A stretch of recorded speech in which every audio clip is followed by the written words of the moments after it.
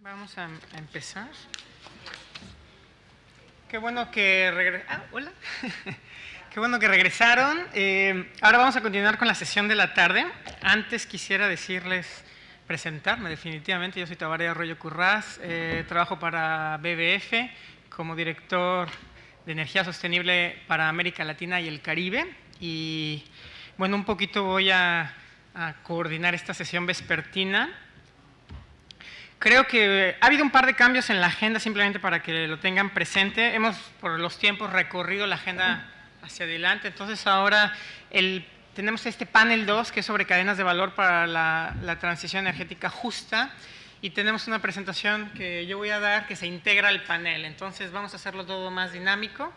El panel de ahora, bueno, trata un poco de darle continuidad a lo que salió en la mañana y abordar ejemplos de éxito de cómo todas esas políticas fiscales quizás, o como estrategias empresariales, o cómo la sociedad civil y los actores no estatales pueden ir incorporando acciones que vayan detonando esa transición energética justa.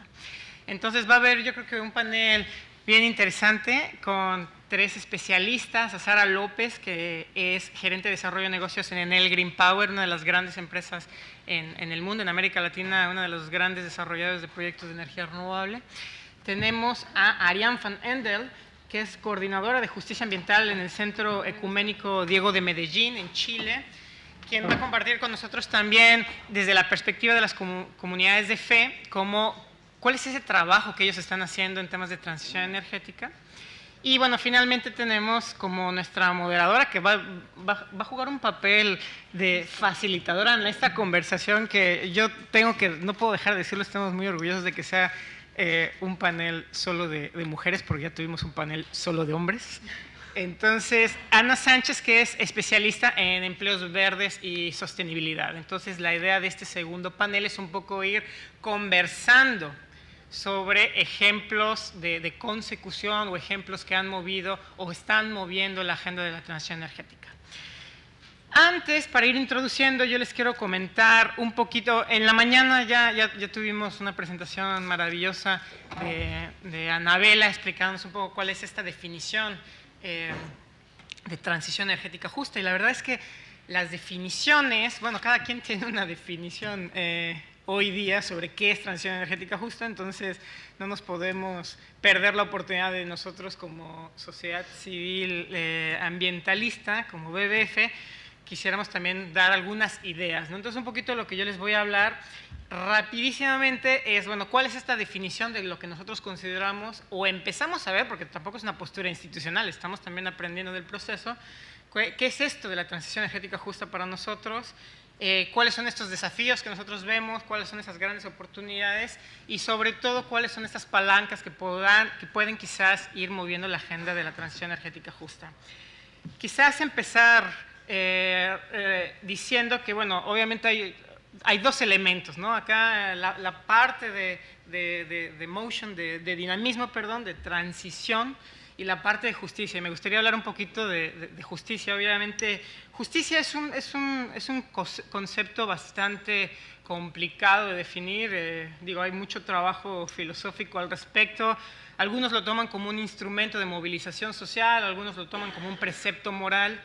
Quizás nosotros estamos más inclinados a ver el tema de justicia como una virtud institucional de la sociedad, y sobre todo una virtud institucional de la sociedad que se encamine a lo que nosotros definiríamos un poco como entregar o dar lo que se merece en temas de energía. Y ahí es donde va a empezar el tema de qué es lo que la gente se merece. Entonces, yo creo que antes de llegar a eso tenemos que saber qué es lo que no se merece la gente. Y hay un tema de injusticia energética en América Latina que, bueno, es evidente. 25 millones de latinoamericanos que todavía no tienen acceso a la electricidad, de esos más de 1.000 millones que hay en el mundo. 65 millones de latinoamericanos que todavía dependen de la biomasa tradicional para propósitos energéticos, básicamente cocinar, propósitos calóricos. Y bueno, un número altísimo de muertes prematuras asociadas con la contaminación interior por el uso de quema de combustibles ineficientes, pero también por la contaminación exterior, la contaminación que está desarrollada, bueno, que está vinculada con todas las emisiones del sector transporte, del sector energético de alta intensidad. Pero también hay un tema de injusticia desde una perspectiva quizás un poquitín más económica y nuestro compañero de la CEPAL hoy mencionó algunos de estos elementos, ¿no? Esta gran inequidad en la forma o en el uso de la energía en los diferentes quintiles de la sociedad. En América Latina, en promedio, del gasto, del ingreso doméstico, un 8% se gasta en energía. Pero cuando uno se pone a ver los detalles en diferentes países, en diferentes quintiles, nos damos cuenta que, bueno, pasan cosas como esto mismo, ¿no? Que hay el 20% de la población de América Latina básicamente consume el 40%, o gasta el 40% de la energía. Y si nos vamos a temas como gasolina, bueno, es el 80%, ¿no? Y vemos que mientras el primer quintil, la gente con menos ingresos, gasta aproximadamente el 40% en insumos energéticos, yo diría, me atrevo a decir, de necesidad básica, como es el gas o es la electricidad, bueno, tenemos un derroche bastante amplio en el quintil más alto, ¿no? Si nos ponemos a ver ya las figuras, en América Latina hay países que las poblaciones más marginadas llegan a gastar más del 10% de sus ingresos en energía, ¿no?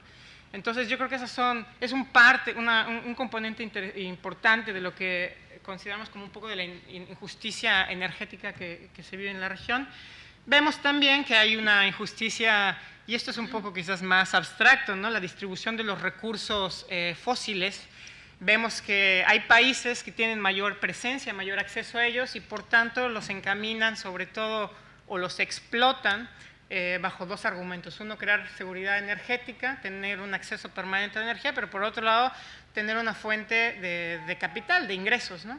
Lo que hace que, bueno, tengamos como en la gráfica derecha de Oxfam, países, el caso de Colombia, donde de sus exportaciones, bueno, es un altísimo porcentaje el que se deriva de la venta de combustibles, ¿no?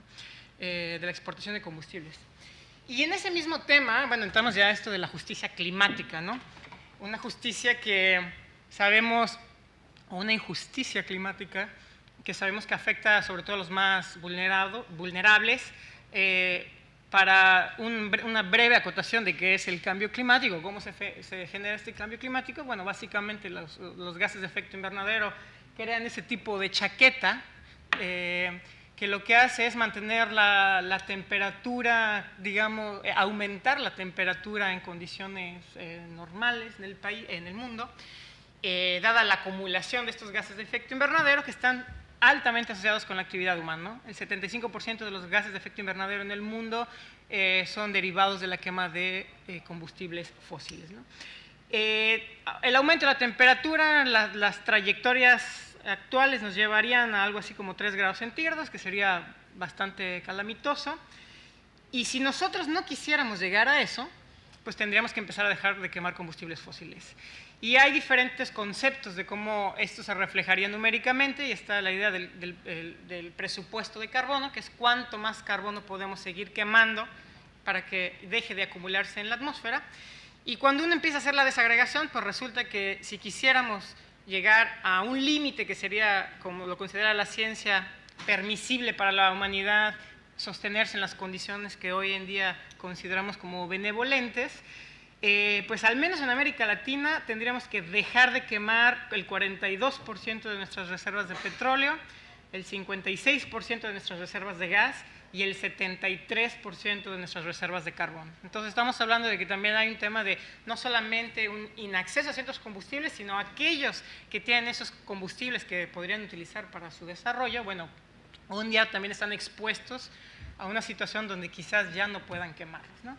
Entonces, aquí la idea de la transición energética justa es un poco, yo les decía, dar lo que la gente se merece. Y en este caso, dar lo que la gente se merece sería una traducción de básicamente resolver esas fallas del sistema, ¿no? Ese inacceso a la energía, esa falta de oportunidad económica para tener energía moderna, de calidad y limpia, y sobre todo una forma de cómo nosotros sustituimos nuestra riqueza de recursos fósiles con otro tipo de riqueza, como riqueza capital, como riqueza de habilidades, como riqueza de nuevos modelos de gobernanza. Esto parte, básicamente, es la premisa de lo que es una economía sostenible. Una economía sostenible donde la relación de la sociedad con los recursos es una relación un poco holística, armónica, donde los recursos no solamente son una materia prima, sino también son un eje principal para la conservación de la vida, un reservorio de vida, así como un reservorio de acumulación de las toxinas que nosotros como sociedad sacamos. Una economía sostenible donde el empleo ya no es solamente un ejercicio de extracción de fuerza productiva, sino quizás de canalización de fuerza en beneficio de la sociedad misma. Y cuando uno habla de sociedad, entiéndase la sociedad en su conjunto, ¿no? Que involucra a todos los actores estatales, estatales y no estatales, ¿no? Empresas, gobiernos, academia, etcétera, etcétera. Y finalmente una cultura que hace un respeto de los recursos más allá y un entendimiento de la importancia de preservar estos en temas de, por ejemplo, de biodiversidad, ¿no? Ese capital natural que es importante. La transición energética justa se puede dar bajo las estructuras económicas y la gobernanza actual. Bueno, si nos podemos ver en el caso de América Latina es una de las regiones más desiguales, donde recientemente nuestra compatriota Bárcena decía de CEPAL que el 10% de la población en América Latina ha amasado el 70% de la riqueza que se genera, ¿no? Y en las trayectorias en las que vamos no estamos tan distantes de ese meme del 1% de la riqueza, perdón, la riqueza la tiene el 1% de la gente, ¿no? Entonces, tenemos también históricamente la sociedad se ha movido, esta gráfica es un poco complicada, pero básicamente habla del índice de desarrollo humano en comparación con el impacto en el medio ambiente. Y lo que vemos es que los países de América Latina tienden a, en cierta medida, crecer su índice de desarrollo humano a costa de un mayor impacto al medio ambiente. Entonces, una trayectoria que se viene moviendo desde hace 20 años, que hoy día se traduce un poco en la forma en que nuestra actividad productiva o económica está excediendo la biocapacidad del planeta.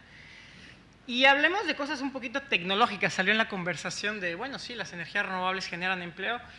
Sí generan empleo, pero ¿qué tipo de empleo? ¿Para quién es ese empleo?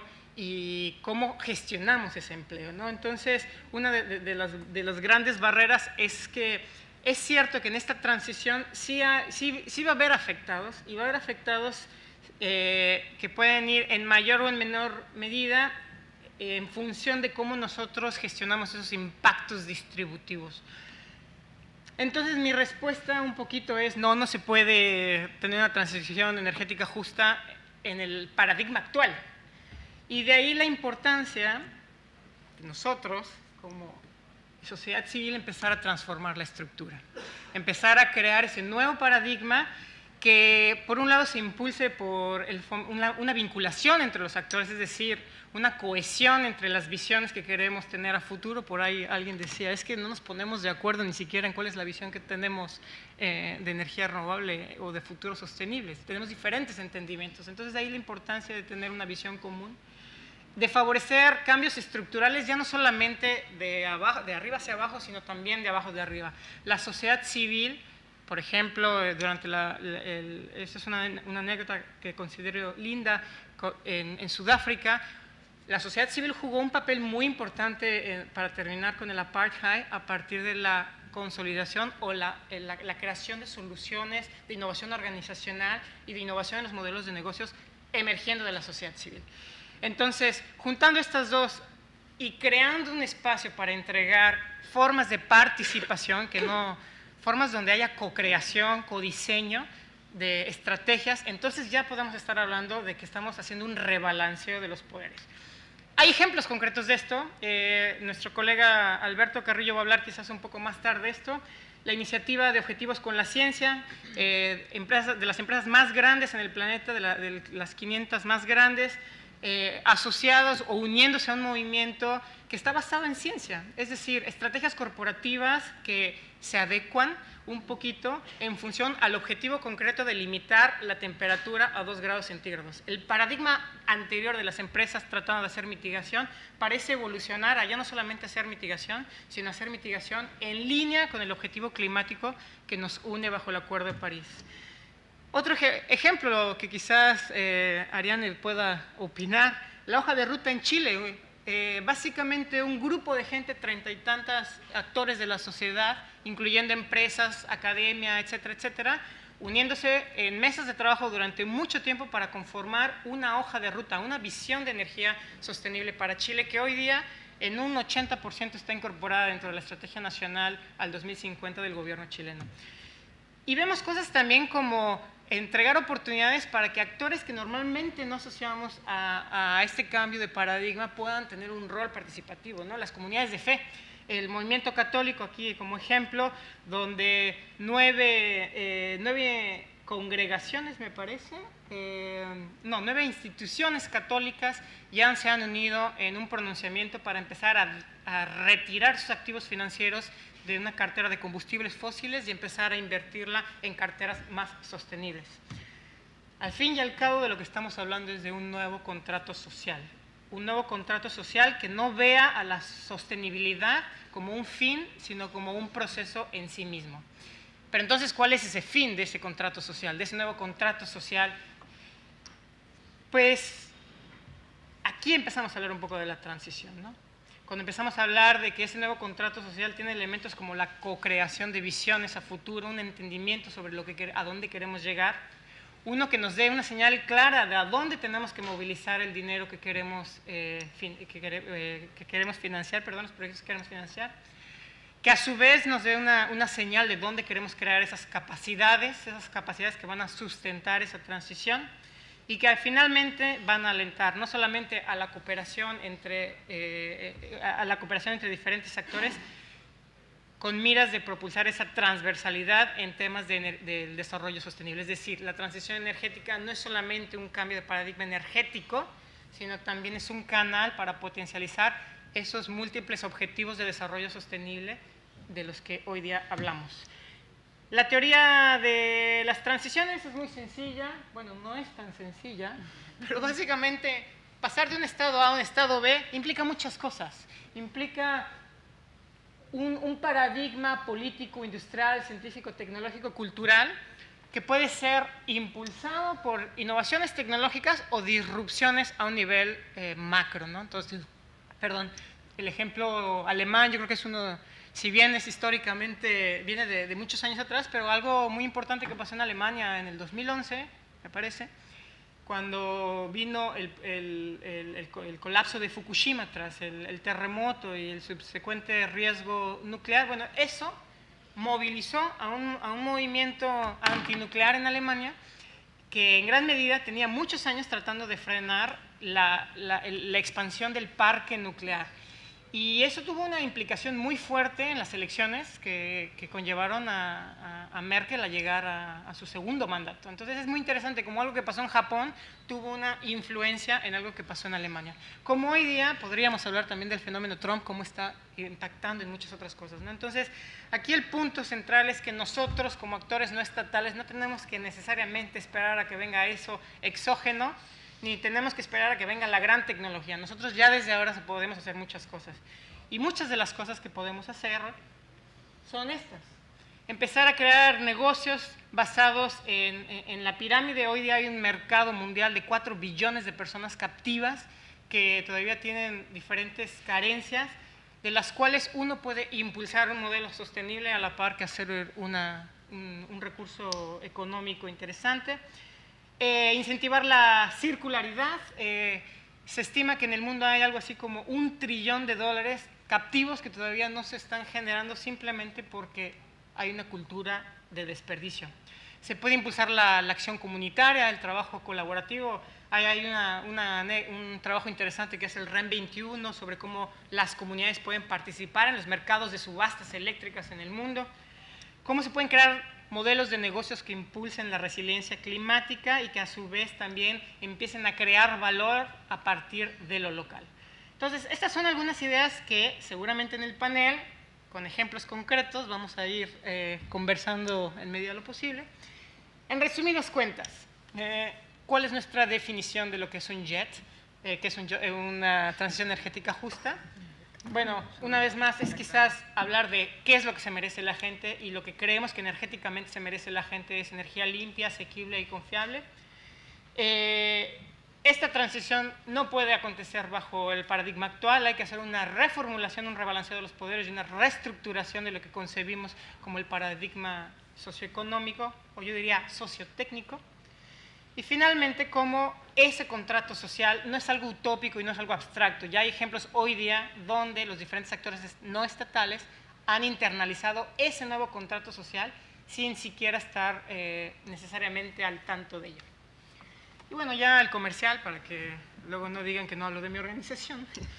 Pero la visión de WWF en este tema es un poquito eso, ¿no? Es nosotros como actores de la sociedad civil, cómo podemos contribuir a acelerar el escalamiento de las energías renovables, cómo podemos impulsar el compromiso del sector empresarial en reducir sus impactos, su huella ambiental, y finalmente cómo nosotros también podemos ser habilitadores de que la sociedad civil en sí, junto con la academia, pueda fortalecer esa cultura energética que se necesita para el siglo XXI y posterior.